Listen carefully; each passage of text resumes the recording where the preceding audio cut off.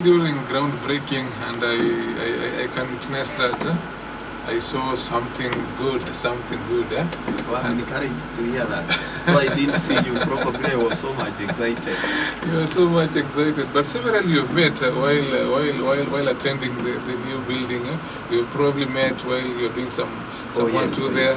I think it is a good thing, and what the teacher is saying is true. You know, Mr. Mugendi never lies, Sure. because numbers always, they never lie. Yeah. Tell us something about Adventist schools. We follow God's plan because number one, God's plan was that the female gender, the male gender must interact, and that's why all our Adventist schools are mixed gender schools. They are mixed gender schools, and by so saying, I mean they are mixed schools. Okay. That's a common name that most of us are used to. Yeah. Now that's one, because it wasn't God's plan that we should take girls to separate schools, boys to separate schools, such that in their later years after high school, they will treat each other or see each other as strangers. But once they interact at their formative stages of learning, they appreciate each other. Yeah. Girls will know how boys behave, boys will know how girls behave, and this is the kind of society that God intended to build. And it's saddening that the kind of things that are happening is as a result of separating girls from boys. Number two, Adventist school embrace, you cannot talk about Adventist schools without talking about religion. You cannot, because we put God first. Because all Adventist schools have churches within their schools, which gives our learners an opportunity to worship our God. We worship together. These churches within our schools also give spiritual growth to our teachers, our staff, and even our neighbors. Because basically, if we are having a service in church, of course, even the neighbors will listen to our music, listen to the word as preached by our pastors, by the school chaplain, and even by our guests that we invite from time to time. And these programs, you can find them in any Adventist school in the Republic of Kenya and even beyond. Because as you know, Mr. Madino, I know you know that Seventh-day Adventist is a global church. Yeah, it is represented in almost all countries, other than the few that we can name. So basically, God first. And in Adventist school, as teachers, we are not allowed to start our lessons without prayer.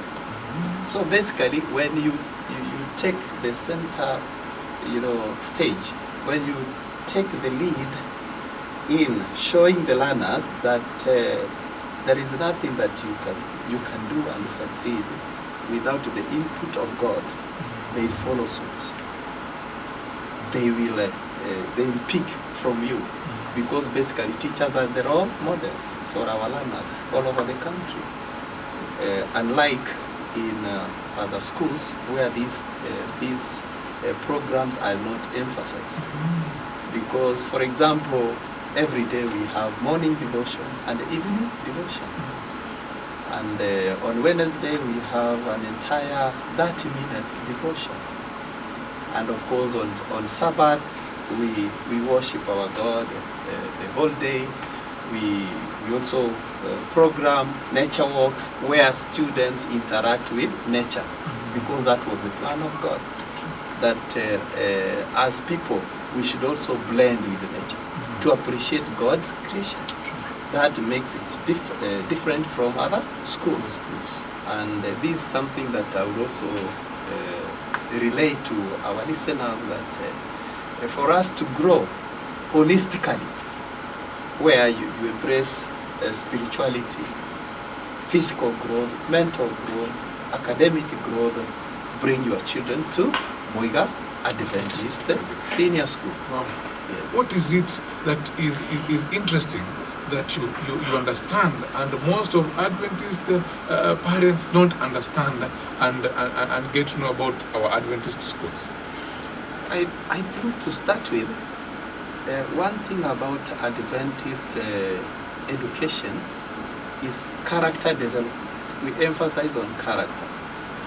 Because imagine having a student going to a school where they're not taught about God, about our God. It simply means they don't have that character, because we are told from the beginning, right from the book of Genesis, that God created man in his own image and likeness. But here is somebody who is going to school and he has never been taught about his origin, about his maker. So what kind of character is he going to have? So basically we shape our students with that knowledge. And when I talk about character development, we also teach them about morals. And without morals, we'll have a rotten society. And these are problems, especially that parents, institutions, and even companies are facing, because people are lacking morals. People are lacking character. Character. That's why from some quarters you'll hear people saying that jobs are there. But it's simply because some people are not employable. Unemployability of people. Some people score very good grades. You can have somebody scoring an A, a straight A. But when it comes to character, this person cannot be sustained in a company, in an institution, because his character is questionable. The morals are questionable. Therefore, when you take your kids to Adventist school, we have a lot of